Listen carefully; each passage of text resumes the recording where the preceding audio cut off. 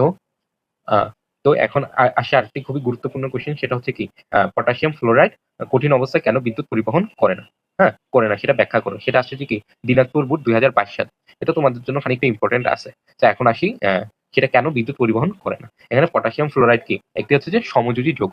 তো এখানে শীত যদি কঠিন অবস্থায় থাকে তখন কি ত্রিমাত্রিক সুবিন্যস্ত কি একটি স্ফটিক তৈরি করে। তো সেই স্ফটিক হওয়ার কারণে হ্যাঁ সে কোনো কি আয়ন সৃষ্টি করে না। আর আয়ন কখন সৃষ্টি হয়? তরল অবস্থায় সৃষ্টি হয়। তো সেখানে কি এখানে একটি আয়ন তারা সৃষ্টি করতে পারে না। আর এই আয়ন সৃষ্টি না করার মাধ্যমে এখানে কি মুক্তভাবে কি ইলেকট্রন পরিবাহিত মুক্ত ইলেকট্রন কি পরিবাহিত হইতে পারে না। ঠিক আছে, মানে মুক্ত ইলেকট্রন ইলেকট্রন কি সৃষ্টি হয় না, কিংবা কি পরিবাহিত হয় না। আর আমরা জানি যে কোনো যোগে বা কোনো মৌলে যোগে যদি কোনো মুক্ত ইলেকট্রন সৃষ্টি না হয় তাহলে কি সেটি বিদ্যুৎ পরিবহন করতে পারে না। আর সেই কারণে কি পটাশিয়াম ফ্লোরাইড কঠিন অবস্থা কি বিদ্যুৎ পরিবহন করতে পারে না। আশা করি তোমরা বুঝতে পারছো।